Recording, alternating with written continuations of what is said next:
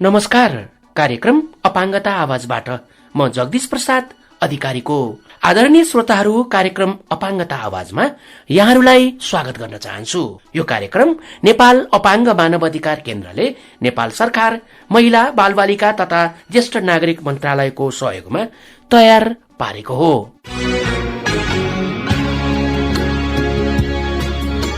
आजको अपाङ्गता आवाज रेडियो कार्यक्रममा हामीले राष्ट्रिय जनगणनामा अपाङ्गता भएका व्यक्तिहरूको सहभागिताका विषयमा तयार पारिएको एउटा सामग्री लिएर आएका छौं।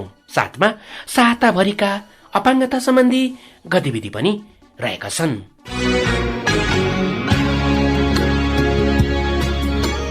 नेपालमा हरेक 10 वर्षमा राष्ट्रिय जनगणना गर्ने गरिन्छ। देशभित्र रहेका सम्पूर्ण नागरिकहरू, घर परिवार र व्यक्तिहरूको पूर्ण रूपमा गणना गर्ने कार्य नै राष्ट्रिय जनगणना हो। यसै क्रममा विक्रम सम्वत 2078 साल जेठ 25 गतेदेखि असार 8 गतेसम्म राष्ट्रिय जनगणना हुँदैछ।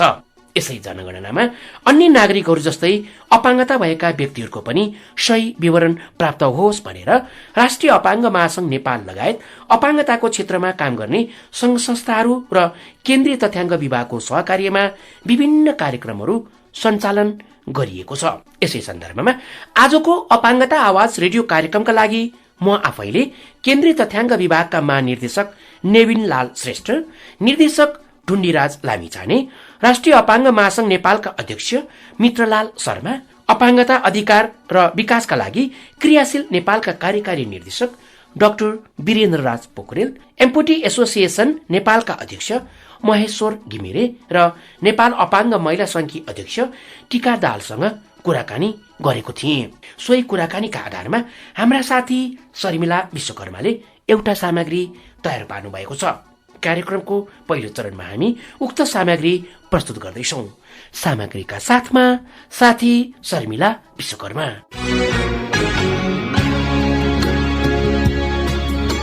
जनगणना भन्नाले देशभर बसोबास गर्ने सम्पूर्ण नागरिकहरूको निश्चित समय अवधिभित्र गणना गरी व्यक्तिगत विवरण संकलन गर्ने कार्य हो। राष्ट्रिय जनगणना 10 वर्षमा एकपटक हुने गर्दछ। सोही बमोजिम नेपालमा पनि विक्रम सम्वत 2068 सालपछि पुनः 2078 साल जेठ 25 गतेदेखि असार 8 गतेसम्म 12औं राष्ट्रिय जनगणना हुँदैछ। यस जनगणनामा देशभर रहेका सबै नागरिकहरूको विवरण संकलन गर्ने गरिन्छ। यसै क्रममा अन्य नागरिकहरूका साथै अपाङ्गता भएका व्यक्तिहरूको पनि सही विवरण प्राप्त हुन जरुरी छ। यस पटकको राष्ट्रिय जनगणनामा सबै प्रकारका अपाङ्गता भएका व्यक्तिहरूको सही तथ्याङ्क प्राप्त होस्, कुनै पनि अपाङ्गता भएका व्यक्तिहरू नछुटुन् भन्नका लागि राष्ट्रिय अपाङ्ग महासंघ नेपाल लगायत अपाङ्गताको क्षेत्रमा काम गर्ने विभिन्न संघ संस्थाहरूले काम गरिरहेका छन्। राष्ट्रिय जनगणनाको प्रक्रियामा अपाङ्गता भएका व्यक्तिहरूको तीनै तहमा सहभागी गराउनु पर्ने र प्रत्येक गणकलाई अपाङ्गताको विषयमा जानकारी गराउनु पर्ने बताउनुहुन्छ नेपाल अपाङ्ग महिला संघकी अध्यक्ष टीका दाहाल। लगभग 6 महिना भित्रमा तथ्याङ्क संकलनको कार्य राज्यले गर्दैछ। पहिलाको भन्दा अहिलेको जुन तथ्याङ्क गर्ने प्रक्रियाहरू अलिकति इन्क्लुसिभ र थोरै सकारात्मक पनि देखिएको छ र अहिले चाहिँ जुन 10 प्रकारको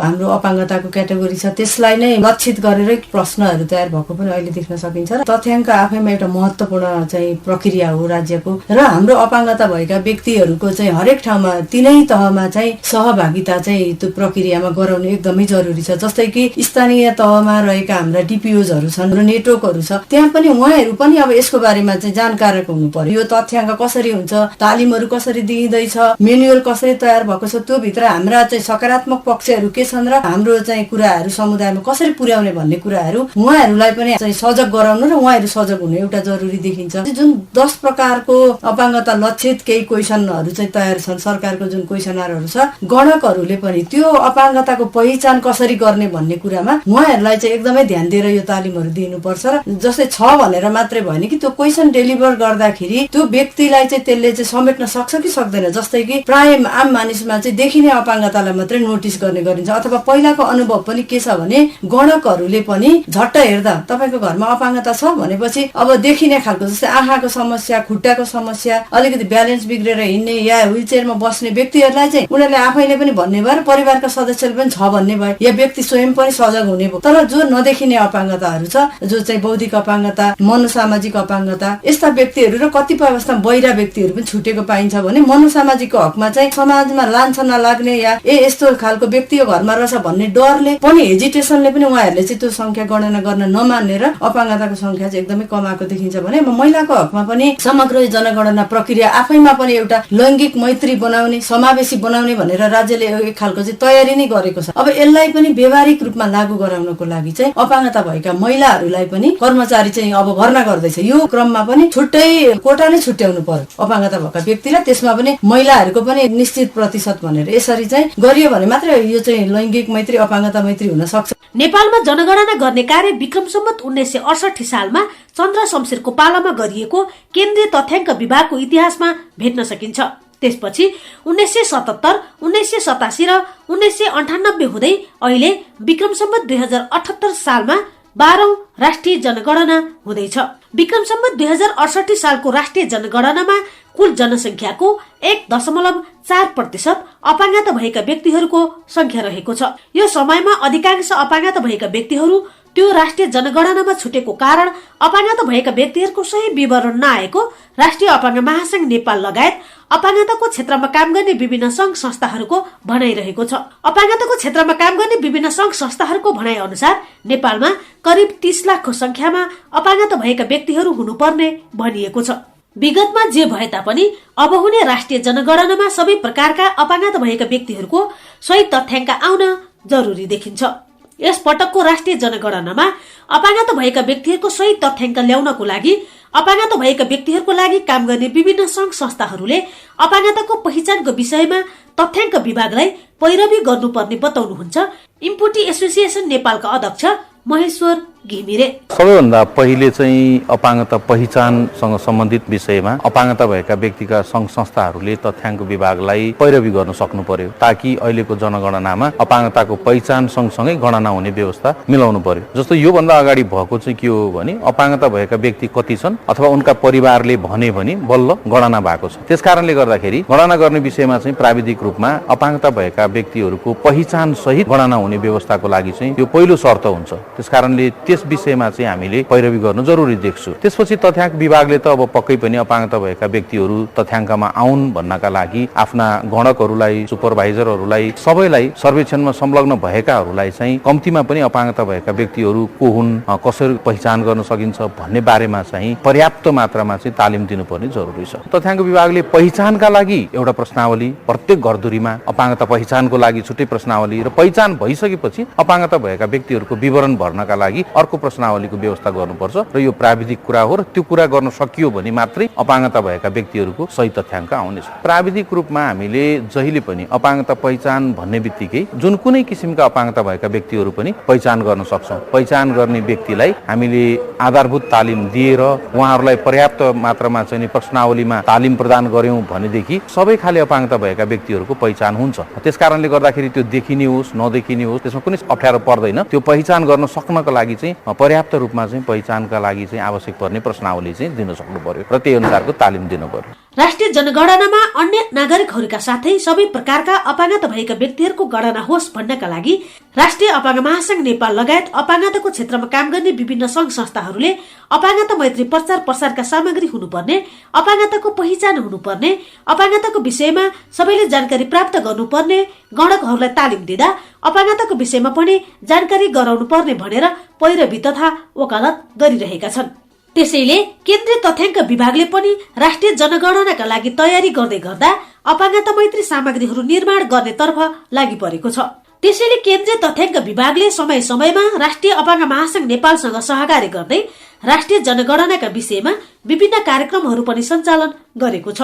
यस पटकको राष्ट्रिय जनगणनामा व्यक्तिहरूको तथ्याङ्क लिने क्रममा अपाङ्गता भएका व्यक्तिहरूको पनि प्रतिनिधित्व हुनुपर्ने, प्रशिक्षकहरूलाई अपाङ्गता भएका व्यक्तिहरूको सवालको विषयमा जानकारी गराउनु पर्ने बताउनुहुन्छ अपाङ्गता अधिकार र विकासका लागि क्रियाशील नेपालका कार्यकारी निर्देशक डाक्टर वीरेन्द्र राज पोखरेल। अपाङ्गता भएका व्यक्तिहरूको अधिकार सम्बन्धी संयुक्त राष्ट्र संघीय महासन्धिको धारा 31 ले स्पष्ट रूपमा राज्यले अपाङ्गता भएका व्यक्तिहरूको यकिन तथ्याङ्क राख्नुपर्छ, त्यो पनि विभक्तिकृत तथ्याङ्क राख्नुपर्छ भनेको छ र त्यो विभक्तिकृत तथ्याङ्क राख्ने भनेको राष्ट्रिय जनगणना नै हो। योभन्दा अगाडि राष्ट्रिय जनगणनाले अपाङ्गताको सवाललाई समेटे तापनि जो गणकहरू गाउँ गाउँमा जान्छन्, घर घरमा जान्छन्, हाउस होल्डमा जान्छन्, उनीहरूले अपाङ्गता भएका व्यक्तिहरूलाई यथार्थपरक रूपमा पहिचान गर्न सकेन र घरमा अपाङ्गता भएका व्यक्तिहरूको तथ्याङ्क दिँदाखेरि त्यसबाट के चाहिँ लाभ हुन्छ त भन्ने किसिमको कुरा पनि जानकारी भएन। त्यसैले अहिले तथ्याङ्क विभागले र अपाङ्गता सम्बन्धी काम गर्ने संघ संस्थाहरूले सहकार्य गरेर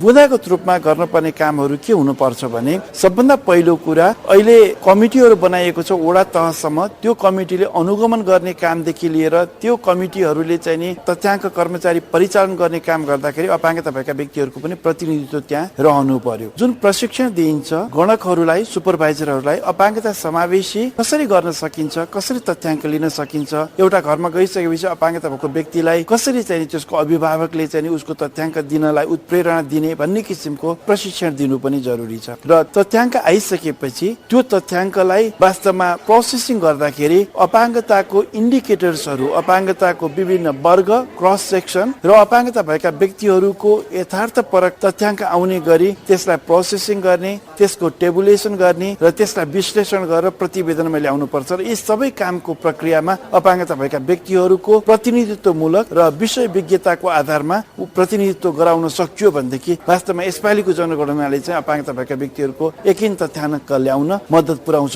2068 सालमा म राष्ट्रिय अपाङ्ग महासंघ नेपालको केन्द्रीय अध्यक्ष थिएँ र त्यो बेलामा हाम्रो इन्टरभेन्सनबाट राष्ट्रिय जनगणनामा अपाङ्गताको सवाललाई प्रचुर मात्रामा उठाइयो। तर त्यो बेलामा जुन प्रशिक्षण प्राप्त गणकहरू घर घरमा जाँदाखेरि उनीहरूले अपाङ्गतालाई खास पहिचान गर्न सकेनन्, किनभने त्यो बेला ल्याइएको निर्देशिका एकदमै व्यवहारिक थिएन र अहिले निर्देशिका चाहिँ नि एकदम पिक्टोग्राफमा हेर्दा साथै अपाङ्गताको पहिचान गर्न सक्ने गरेर ल्याउन सकियो भनेदेखि उनीहरूले अपाङ्गताको भिजिबल डिसेबिलिटी र इनभिजिबल डिसेबिलिटी दुईटा छुट्याउन सक्ने गरी उनीहरूलाई क्षमता बढाउन सकियो भने वास्तवमा अपाङ्गताको तथ्याङ्क आउन सक्छ। विक्रम सम्म 2078 साल जेठ 25 गतेदेखि असार 8 गतेसम्म 15 दिन हुने राष्ट्रिय जनगणनाका लागि नेपालभर 43,000 गणक र 9,000 सुपरिवेक्षक परिचालन गरिँदैछ। यस कार्यमा आवत जावत तथा बोलीमा समस्या नभएका शारीरिक अपाङ्गता भएका व्यक्तिहरूलाई पनि समावेश गर्न सकेमा अपाङ्गता भएका व्यक्तिहरूको विवरणलाई समावेश गर्न सकिने सहज हुने राष्ट्रिय अपाङ्ग महासंघ नेपाल तथा अपाङ्गताको क्षेत्रमा काम गर्ने विभिन्न संघ संस्थाहरूको भनाइरहेको छ। यस सवालमा केन्द्रीय तथ्याङ्क विभाग संवेदनशील हुन जरुरी छ।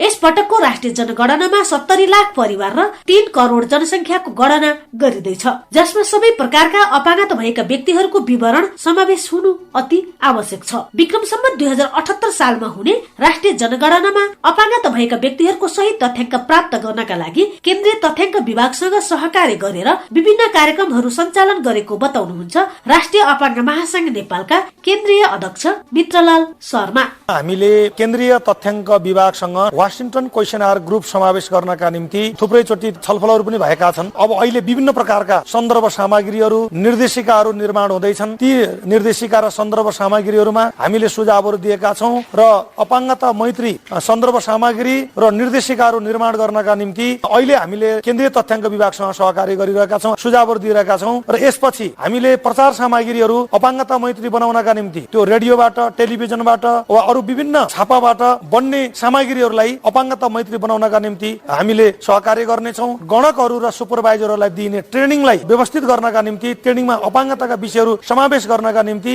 अपाङ्गता भएका स्वयं व्यक्तिलाई नै प्रशिक्षकका रूपमा सहभागी बनाउनका निम्ति हामीले केन्द्रीय तथ्याङ्क विभागसँग अनुरोध गर्नेछौं। त्यहाँ हाम्रो सहकार्य हुनेछ र हामीले त्यसमा अहिले छलफल गरिरहेका छौं। मोनिटरिङ र सुपरभिजनको मेकानिजमहरू निर्माण गर्दाखेरि ती सिस्टममा अपाङ्गता भएका व्यक्तिको प्रतिनिधित्व र सहभागिताको हामीले केन्द्रीय तथ्याङ्क विभागसँग अनुरोध गरेका छौं। कम्तीमा पनि एउटा जिल्लामा एउटा फोकल पर्सन अपाङ्गता भएकै व्यक्ति वा मुद्दा बुझेको व्यक्ति त्यो जिल्ला तथ्याङ्क कार्यालयमा डेस्कमा हुनुपर्छ, तर उसले मल्टिपल काम गर्नेछ। प्राविधिक नलेज भएको व्यक्ति उसले अरू कुरामा पनि सघाउनेछ र अपाङ्गताको विषयलाई पनि त्यसले सहजीकरण गर्नेछ। हामीले त्यो कुराको आग्रह गरेका छौं। तथ्याङ्कहरू विश्लेषण गर्ने कुरामा त्यहाँ राजनीतिक, आर्थिक, सामाजिक सबै विभिन्न पक्षहरूलाई चाहिँ विश्लेषण गरेर सार्वजनिक गर्ने कुरालाई हामीले आग्रह गरेका छौं भने यो जनगणना समाप्त भइसकेपछि केन्द्रीय तथ्याङ्क विभागले चाहिँ अपाङ्गता सर्वेक्षण सर्वेक्षण गर्ने र त्यहाँ चाहिँ वाशिंटन क्वेशनर ग्रुपको प्रयोग गरेरै डिसेबिलिटी सर्वे गर्नुपर्छ भन्ने कुरा हामीले आग्रह गरेका छौं र यी कुराहरूमा केन्द्रीय तथ्याङ्क विभागसँग हाम्रो सहकार्य हुनेछ र अहिले सन्दर्भ सामग्री र निर्देशिकाहरूका बनाउने कुरामा हाम्रो सहकार्य भइरहेछ। अब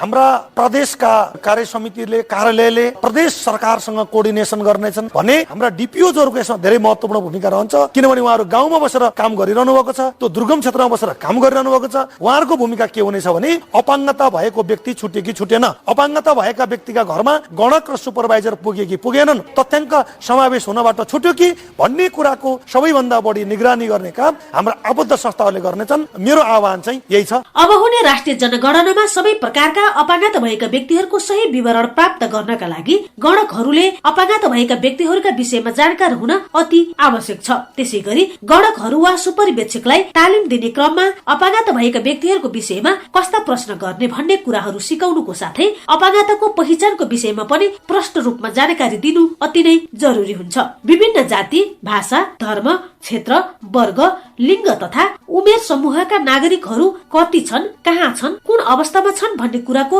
जानकारी प्राप्त गर्नु नै जनगणनाको उद्देश्य हो। सोही उद्देश्य पूरा गर्नका लागि सबै प्रकारका अपाङ्गता भएका व्यक्तिहरूलाई पनि छुट्याउन हुँदैन। अन्य नागरिकहरू जस्तै अपाङ्गता भएका व्यक्तिहरूको पनि सही तथ्याङ्क ल्याउनको लागि राष्ट्रिय अपाङ्ग महासंघ नेपालसँग सहकार्य गर्दै विभिन्न कार्यक्रमहरू सञ्चालन गरेको बताउनुहुन्छ केन्द्रीय तथ्याङ्क विभागका निर्देशक ढुण्डीराज लामिछाने। राष्ट्रिय जनगणना 2078 हामीले सञ्चालन गर्दै गर्दा विभिन्न क्षेत्र, समुदाय, वर्ग, लिङ्ग, धर्म, भाषा, जात जाति सबै क्षेत्रसँग हामी छलफल गरिरहेका छौँ। त्यही सिलसिलामा हामीले अपाङ्गता महासंघ लगायत महासंघसँग आबद्ध सङ्घ संस्थाहरूसँग समेत हामी अन्तर्क्रिया गर्ने, हाम्रा प्रश्नावलीहरूलाई कसरी दुरुस्त बनाउने, प्रश्नावली भएका विषयलाई आम नागरिक समक्ष बुझ्ने गरी कसरी सरलीकृत गर्ने भन्ने विषयमा हामी अपाङ्ग महासंघको सहकार्यमा ती कार्यहरू गरिरहेका छौँ। अपाङ्गताको क्षेत्रमा हाम्रा जनगणनाका सन्देशहरू पुर्याउने, उहाँहरूको अभिभावकलाई पुर्याउने, उहाँका उत्तरदाताहरूलाई पुर्याउने, सबैलाई पुर्याउनु पर्ने हुन्छ। त्यो कारणले गर्दा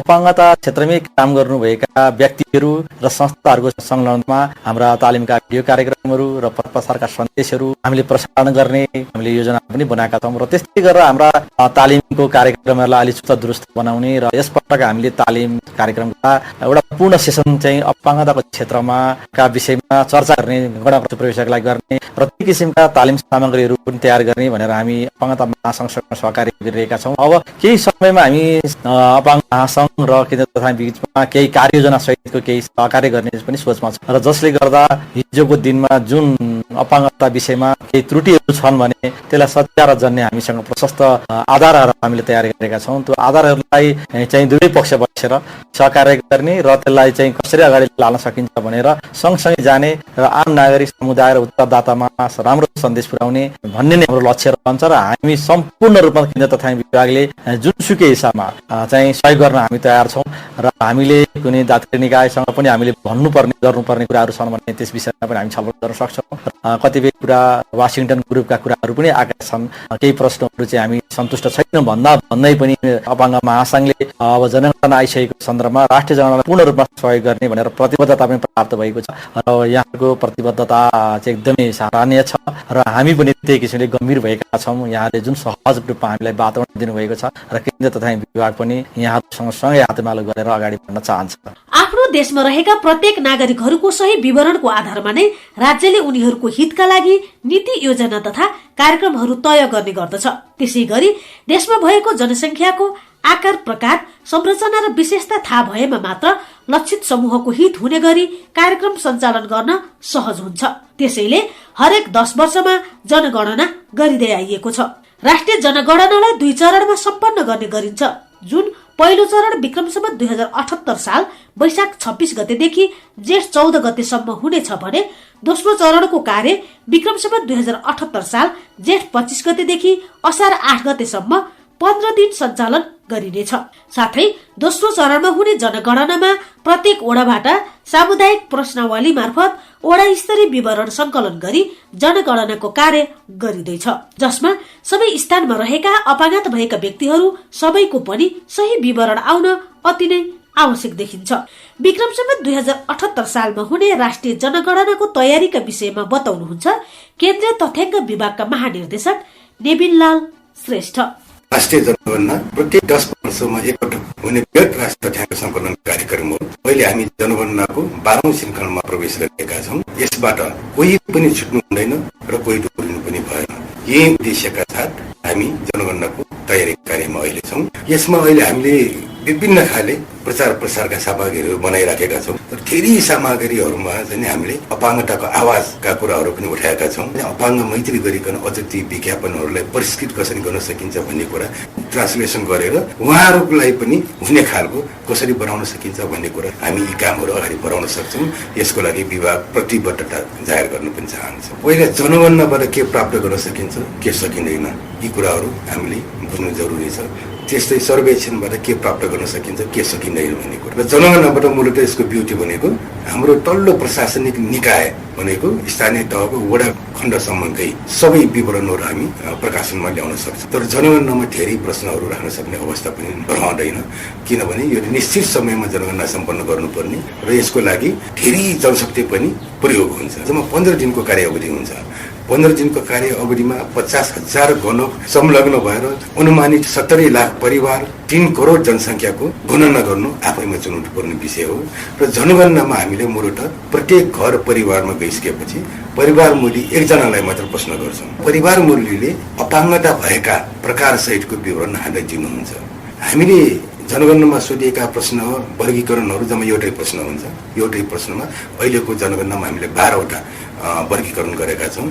ती 12वटामा कुन कुनमा पर्छ भन्ने सोद्धाखेरि परिवार मूल्यलाई उत्तर दिनु त्यति गाह्रो नपर्ला। तर जस्तै यो यसको डिटेल इन्फर्मेसन लिने वासिङटन ग्रुप जस्तैका कुराहरू आए पनि त्यो परिवार मूल्य आफैले मात्र भन्न सक्ने अवस्था आउँदैन, किनकि व्यक्तिमा चाहिँ कस्तो खालको समस्या छ, कुन लेभलको समस्या छ भन्ने कुरा व्यक्तिलाई नै सोध्नुपर्छ, परिवार मूल्य मात्र सोधेर पुग्दैन। यो सर्वेक्षण पनि हामीले साइन्टिफिक ढङ्गबाट गर्छौँ। यो सर्वेक्षणमा सबै पपुलेसनको रिप्रेजेन्टेटिभ फिगर आउने गरिकन वासिङटन ग्रुप अन डिसेबिलिटीको डिटेल इन्फर्मेसन पनि हामीले सोधेका छौँ। अब यो जनगणना सकिसकेपछि डिसेबिलिटी फोकस सर्वेहरू गर्नु परेको खण्डमा पनि यी कामहरू गर्न हामी तयार छौँ।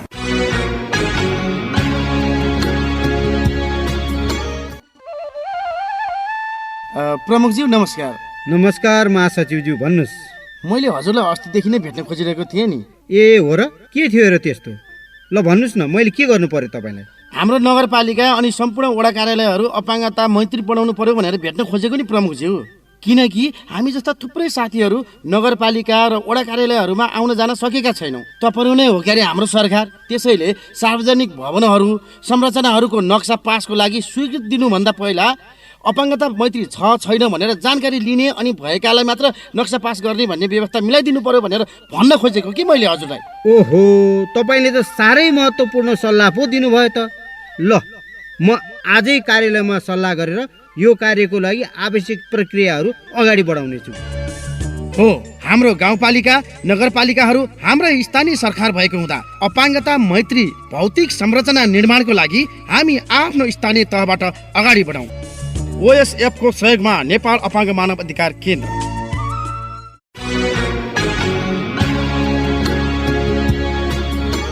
श्रोताहरू, कार्यक्रममा अबको पालो रहेको छ व्यापारिक विश्रामको।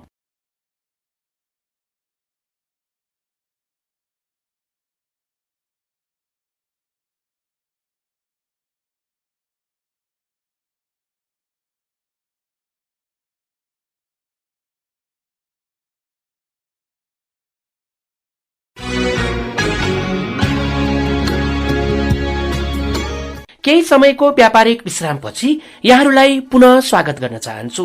श्रोताहरू, तपाईहरू अहिले कान्तिपुर FM को तरंगबाट कार्यक्रम अपाङ्गता आवाज सुनिरहनु भएको छ। हामीले अपाङ्गता आवाज रेडियो कार्यक्रमलाई युट्युबमा पनि सुन्न सक्ने बनाएका छौं।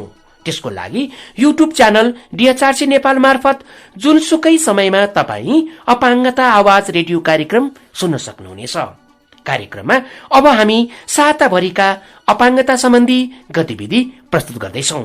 गतिविधि प्रस्तुत गर्दै हुनुहुन्छ फेरि पनि हाम्रा साथी शर्मिला विश्वकर्मा।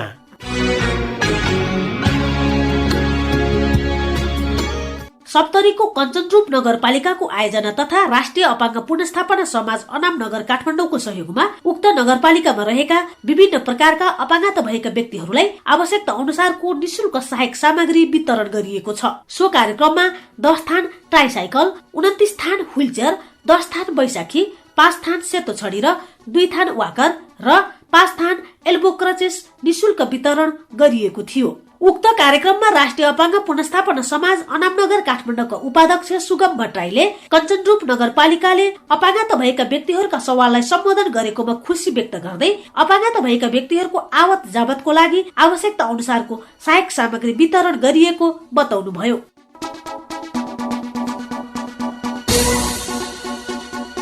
नेत्रहीन महिला संघको 9औं वार्षिक साधारण सभा ललितपुरमा सम्पन्न भएको छ। यसै क्रममा 17औं कमला स्मृति दिवस पनि मनाइएको छ। यसै कार्यक्रममा दृष्टिबिन अपाङ्गता भएका व्यक्तिहरूका 20 जना बालबालिकाहरूलाई स्टेशनरी वितरण गरिएको थियो भने कमला स्मृति लगायत अन्य छात्रवृत्ति कोषबाट 4 जना बालबालिकाहरूलाई छात्रवृत्ति पनि प्रदान गरिएको थियो। सो कार्यक्रमका प्रमुख अतिथि एवं समाजसेवी डाक्टर मदन मानन्दरले अपाङ्गता भएका व्यक्तिहरूको आर्थिक विकासको लागि बजारीकरणका कार्यहरूमा हामी सबैले सहयोग गर्नुपर्ने कुरामा जोड दिनु भएको थियो।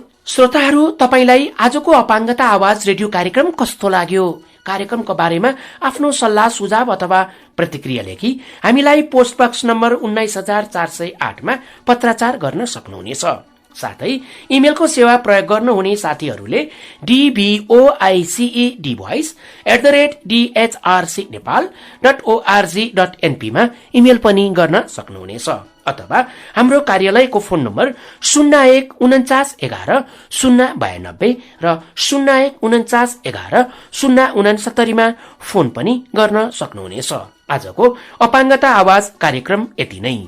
अर्को आइतबार रेडियो कान्तिपुरको तरंगमा बिहान 7:30 बजे उपस्थित हुने नै छौं, सुन्न नभुल्नुहोला। आजको कार्यक्रमको निर्धारित समय सकिसकेको छ। प्राविधिक मित्रलाई धेरै धेरै धन्यवाद दिँदै कार्यक्रमबाट साथीहरू शर्मिला विश्वकर्मा, भूमिकला पौडेलका साथै म जगदीश प्रसाद अधिकारी पनि बिदा चाहन्छौ।